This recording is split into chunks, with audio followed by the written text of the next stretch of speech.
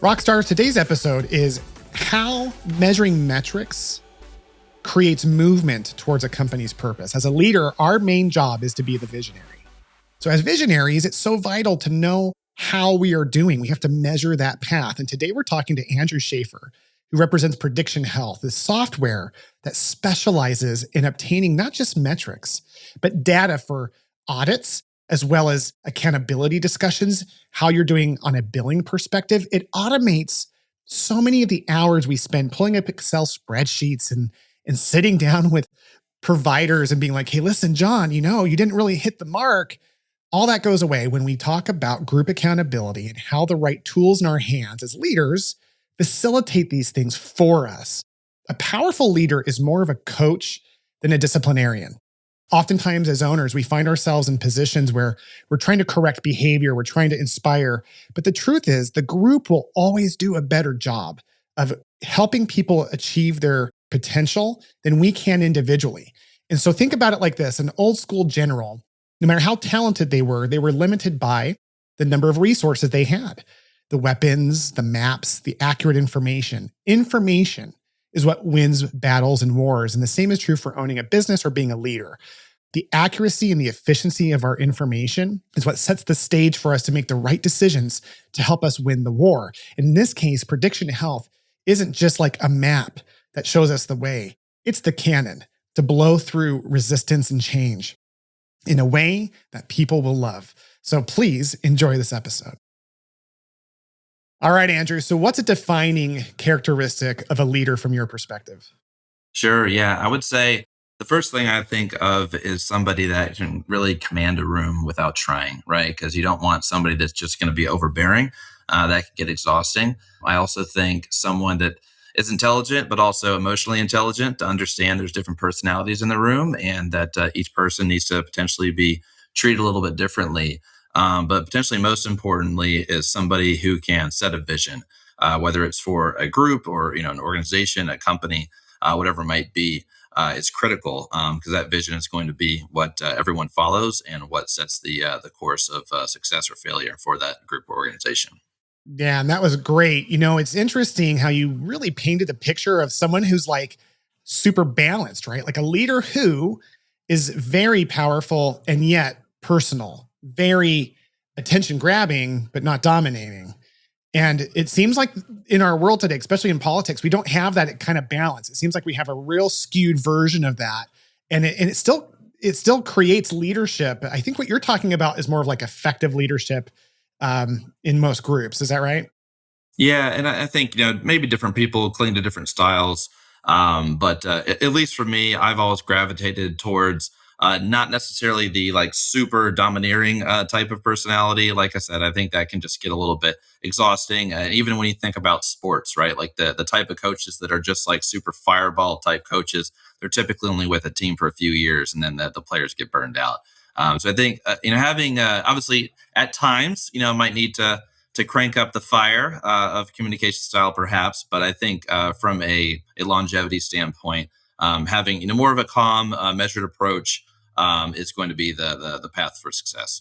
Yeah, I love the thing that I heard once from somebody. They described that characteristic as ethics presence. When someone walks into a room, everyone like sits up taller, they work a little extra harder.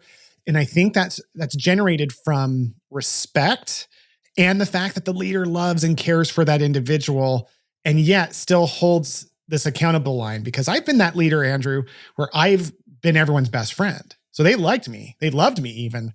But when I held them accountable, they didn't really hold a lot of respect around it. I think people tend to gravitate more towards one or the other. Do you agree with that?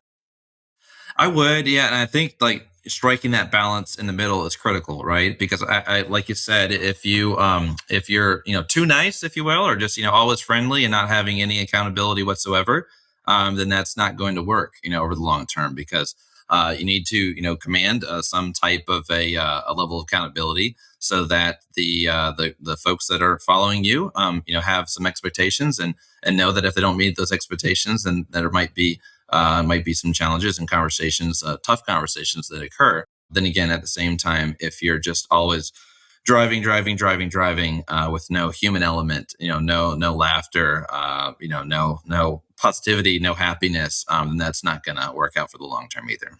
I love that. Rockstar is a couple of things Andrew just said I want to really highlight here. First and foremost is that this idea that, people don't care what you know until they know how much you care. All effective leaders and all organizations that make a difference in the world have leaders who truly care about their people. And yet, and this is the other balancing comment to that, for me in my world, any success I've had is a direct relationship to how many difficult conversations I'm willing to have. So when someone's taking too much slack or they're taking advantage of the fact that there is someone who cares for them, if there isn't that accountability conversation when people extend, boom, we get into ourselves of a employee-centric culture in a negative way. We always want the culture to be about what's for everyone to win. So, Andrew, who is someone that can command a presence in a calm and like caring way? Yeah, we were chatting a little bit earlier. I think that someone that came to mind immediately was General Petraeus, and he was doing a presentation here in Nashville, Tennessee, for the Boy Scouts group at a big fundraiser. And the guy has been in rooms with all kinds of presidents, different foreign leaders, and very much could be the most arrogant person imaginable. But the calmness that he had and the humility that he had, while clearly showcasing his intelligence and his ability to just be likable, I think is honestly a big thing. Be likable and just be able to communicate with the person who was interviewing him and kind of describe different situations he's been in. You could easily tell by watching this guy for 5 minutes that he can absolutely command a room, like I said earlier, without requesting it, right? And somebody that people would follow, obviously in a war situation, which is absolutely critical, high stress as it can possibly be. A guy that you would feel comfortable being under the direction of. Yeah, there's a book I love called How to Win Friends and Influence People. It's a very famous book. Most people have read it, but I recently read it for the first time. I'm embarrassed to say I've read dozens of other books before I got to this book. And honestly, Andrew, it's because I thought it was a master. Like, come on, I don't need these introductory concepts. Turns out that book was written in 1932 and it goes back and is the quintessential leadership book for beginners. I read through it and realized how little I was living those principles.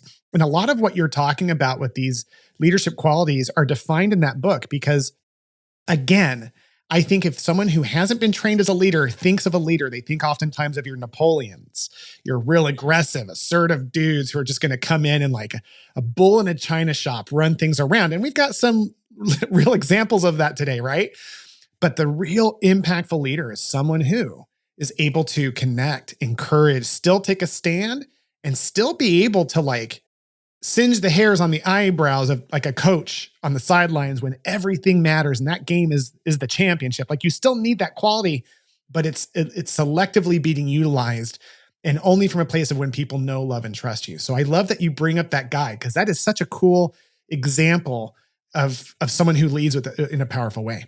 Yeah, and I think the point you just made about selectivity is critical as well, right? Because if every word out of your mouth as a leader is, do this, do that, you're not fast enough, you're not strong enough, then those words begin to lose weight, I would say, right? But if you are like more of a measured person and like generally positive, okay, then something actually you do need to really, put your weight on. That's going to have a lot more of an impact than like, oh gosh, Andrew or Will or whoever is just on my back all the time for every single thing, right? So like when you are more selective with it, they're like, oh man, this guy's usually pretty level-headed and pretty nice, and so this must be something very important, and I'm gonna listen, right? Like I'm sure even in like friend situations, right? There's like the one guy who's always just getting along, and then all of a sudden you're like, oh man, what's up with Tom today? So I think that that's important.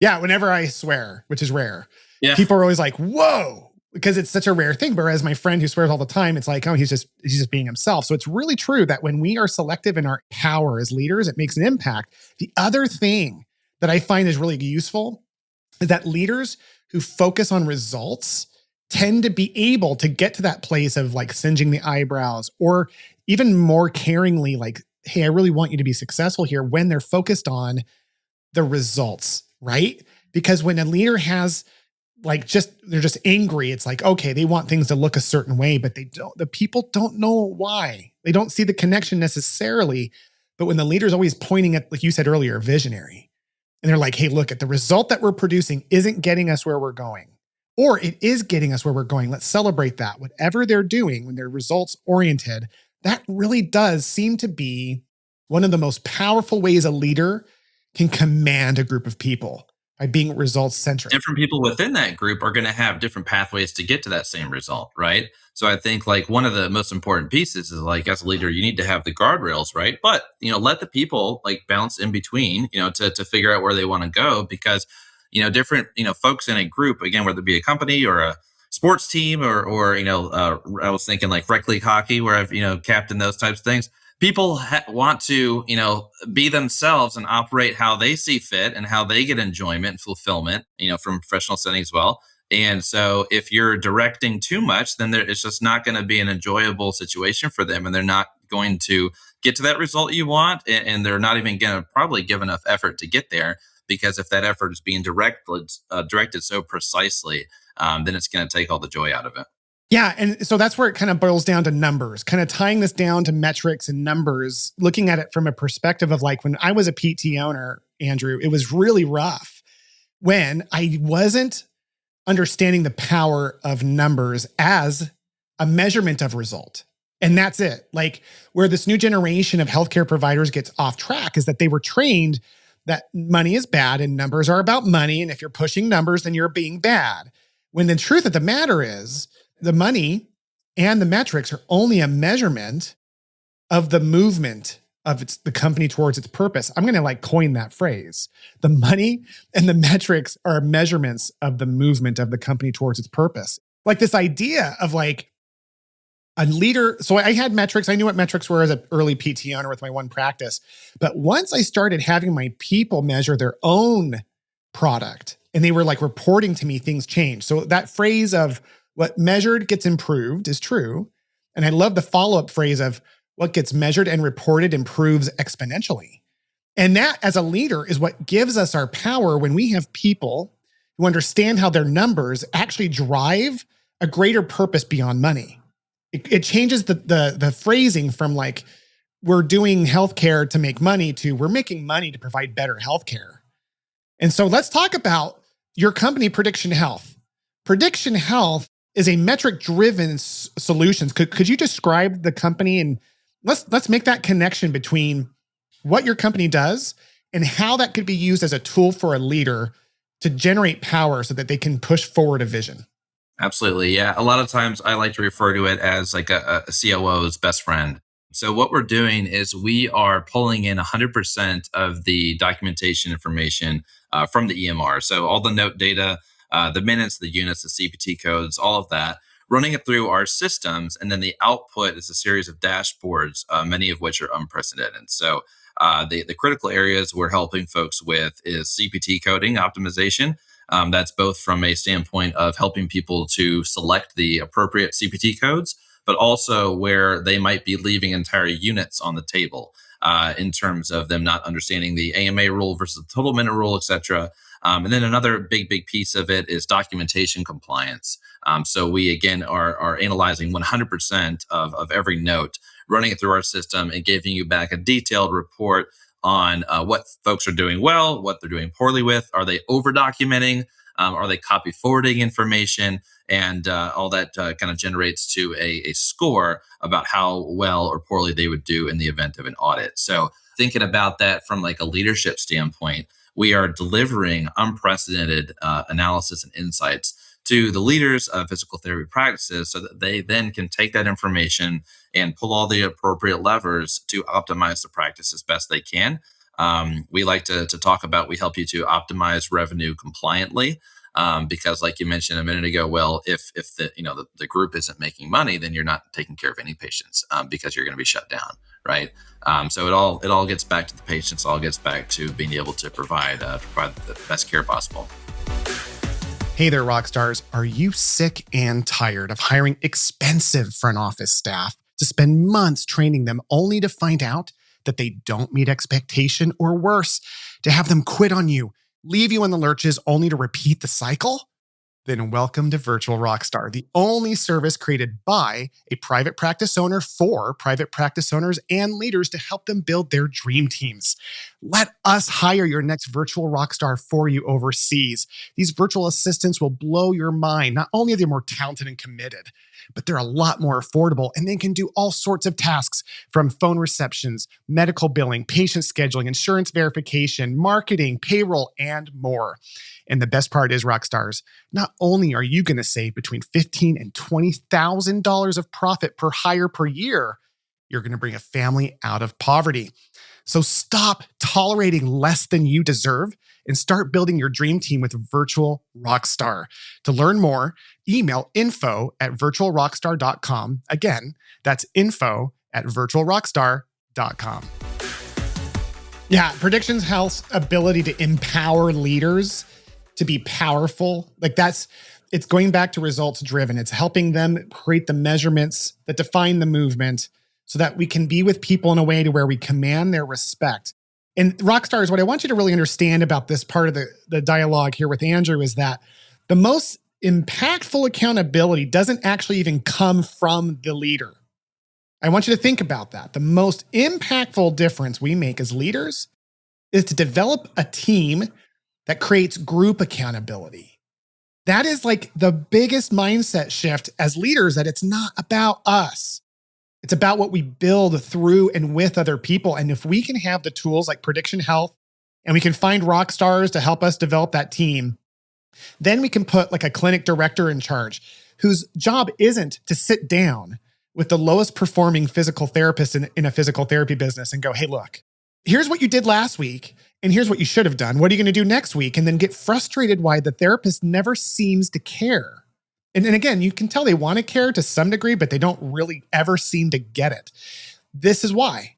Is because if they don't understand how their metrics measure movement in not just the company's sense, but what they want to create, and they feel ownership of that, they will never care. So when you have a group environment, this is true, Andrew, in my world, I got to this place with lots of coaching where we had 4 locations with clinic directors who were amazing, powerful leaders, just like you described with General Petraeus, where they were very, very kind. One guy in particular who has since passed from cancer, his name is Josh Hamilton. He had this quiet dignity about him, but he commanded respect because he was results driven. And he used metrics in a group format to help everyone hold themselves accountable. It changed the dialogue from like, hey guys, we need to be hitting these many visits a week to, hey John, as you can clearly see, you're the one who's below things. How can I help you be successful? And John actually feel cared for because of that. So that's what Prediction Health does. Prediction Health, in my mind, accelerates the group accountability because having seen your platform, and I have to give a complete disclosure, I get nothing financially if people sign up with you. And I don't want that. I think you guys are going to dominate the industry because when PT, any healthcare company, but like in this case, physical therapists, if they are leveraging that software, they are going to create a group experience because they see themselves in comparison with others, right? Can you share a little bit about how you're able to pull data for people so that it helps them understand as individuals how they're doing compared to others? Sure. Yeah. So like the main thing that my mind goes to is on the CPT coding side. So a lot of folks watching this, I assume, will in the therapy space know about the battle of therapeutic exercise versus therapeutic activity. And when we can actually give a representation to the organization on a therapist by therapist level and say, hey, this person has 2,000 units over the last 12 months that they coded as therapeutic exercise, that by the AI's analysis is saying they could have coded as therapeutic activity. It really helps to open the eyeballs, both from like the ownership standpoint, but also from the individuals, and say like, hey, we have a organizational opportunity here to really better educate about when that therapeutic activity is appropriate or when the neuro-re-ed is appropriate versus the Therex or the manual, and then can really have the opportunity to right the ship. And you can see a quite significant financial opportunity. I also like to point out that a lot of practice owners will mention, that PTs are asking for a raise or a bonus or this types of things. And when you can actually point to, hey, well, if brought your TheraX from, 60% down to 30% and increase your TheraAct from, 20% up to 40%, there's going to be a lot more money for that raise and for everybody to get bonuses and whatever else might come along. So it really takes the transparency and objectivity to another level, where the feedback is, just the numbers are what they are, like to your point earlier, versus a certain person, feeling like they're getting picked on by their clinic director or by their practice owner or something in that regard. So it brings a lot of objectivity and understanding into where exactly therapy practices have an opportunity to improve. It creates this experience, like you said, where it's not like they're being picked on. And so many times as leaders and owners, we have people coming and saying, hey, I need raises, I want a raise, I deserve a raise, I've worked really hard. And we haven't established the criteria for success or raises for them. So it comes back to us. It really does. And that's what this software does very easily, because it's so much extra learning for us to go figure out how to have those conversations and develop those things. Whereas the software you produce, it automatically shows John how he does compared to Rick and Susan and Nancy. And when they can self manage and see how they're doing, and then our job does still require us to say, hey, listen, at these benchmarks, here's a bonus that we'll put in place. But creating the right measurement is what I think drives that for you. So for your clients, what kind of successes have they seen, both in terms of like ease of management of team and or increased revenue because people are actually looking at what gets reimbursed? Sure, yeah. So from a revenue standpoint, one specific example comes to mind where we had a group that rose their dollars per visit by 15% in just the first 3 months on the platform. And that's actually before we have like some of the real time capabilities, which I haven't mentioned yet. That's just from looking at historical data, retrospective analysis of their coding. And I think a big part of that is simply when therapists understand that they're actually being monitored to the number, they are a bit more likely to pay attention, because they know it's not just going to fall by the wayside and fall into darkness in their coding practices. So I would say that would be one marker, 15% in 3 months. The other piece is the documentation compliance, which you mentioned a little bit earlier, and we can see some pretty dramatic increases there. Like somebody who would be scoring maybe a 40 out of 100. I remember one specifically increased their score up to a 75 out of 100 within just the first 4 months on the platform. So that can be some pretty sharp increases. A lot of times on the compliance side, it's just them not really understanding exactly what's required. But once that light bulb kind of switches on, they can improve their documentation compliance, which dramatically reduces the financial risk to the organization in the event of an audit. Amazing. And so it's just, again, it's a tool that immediately creates awareness. I think obviously the financial return on investment is pretty straightforward. But Andrew, the thing that really gets me excited is the idea that you have a team of people that are, because they look at your software, they're going to self-educate on the hardest thing that our industry struggles with, which is understanding metrics and money. When they look at that and they see impact compared to what they were able to do, they can see how they compare against others. They can see how they compare and how things get reimbursed. They no longer are people on the sidelines trying to find balance for their personal life. They join the movement in our industry to take a stand for what we care about, which, by the way, takes care of their family. Because the more money we increase, profitability unlocks possibility, right? The more profitability they create, the more raises or bonuses they can earn, the less stress there is because we don't have owners who are just piling on patients to make up for what they don't understand. So I love that you have that. How has developing prediction health impacted you as a leader? Wow, a lot. So I came to Prediction Health in May of 2021, and I wanted to join a company in this mold, a smaller company in the healthcare technology sector, where I could have a larger impact on the organization versus the larger organization I was with previously, which was a great role. Very, all good things to say. But again, I wanted to get to a place where I could have more of an impact on a wider variety of things, or the strategic direction of the organization, operations, in addition to sales, which is my core function. over the period of prediction health, anytime you're in a startup environment, you get to wear quite a lot of hats, for sure. Sometimes, hats that I didn't even know were hats. But that's all part of the fun.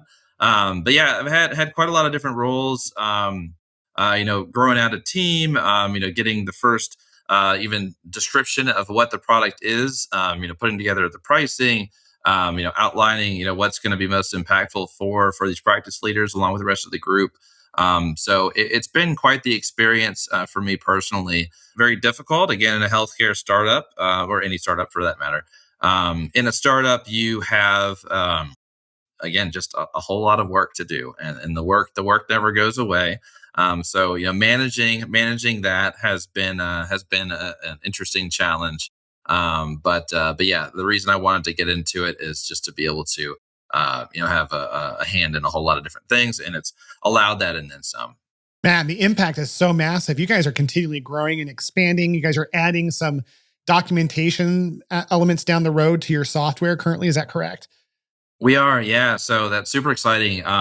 And just a quick aside, like years ago, before we started getting into the practice intel, and when the company was much smaller, documentation creation was actually the core function of the program. So we have a great historical reference to move forward with as we jump back into it now. But yeah, we basically can read what is on the screen of the EMR already, and then utilize that information to make suggestions into different text boxes in the EMR about what should go where.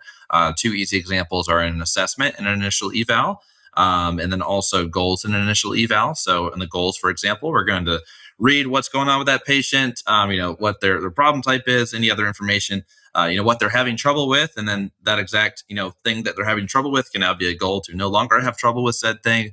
And that's all happening automatically, where therapists can just click one button and pop in the goals one by one.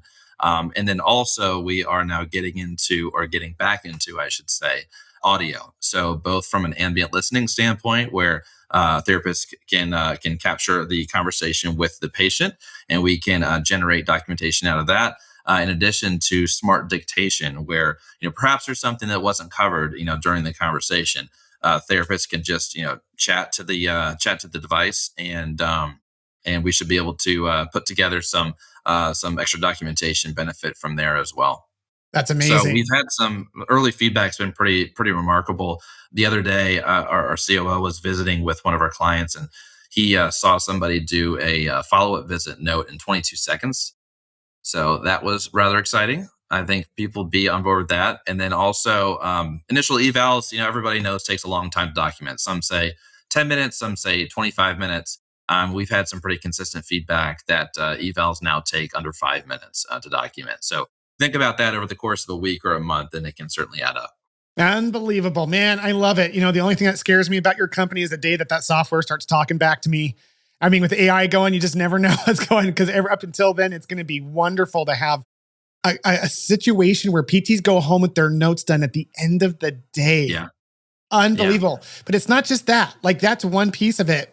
If we had time for them to use your software to understand how their billing impacts each other and themselves, that's going to be huge. So Andrew, thank you so much for being a part of today's episode. We had talked about a different topic, but this really became a powerful connecting piece, how your defining characteristic of a leader really turned into something that you live and represent every day, which is a tool that helps leaders achieve that power by giving them the understanding. And I want to thank you so much for being a part of our show today. It's been phenomenal to be with you. Absolutely. Thank you so much.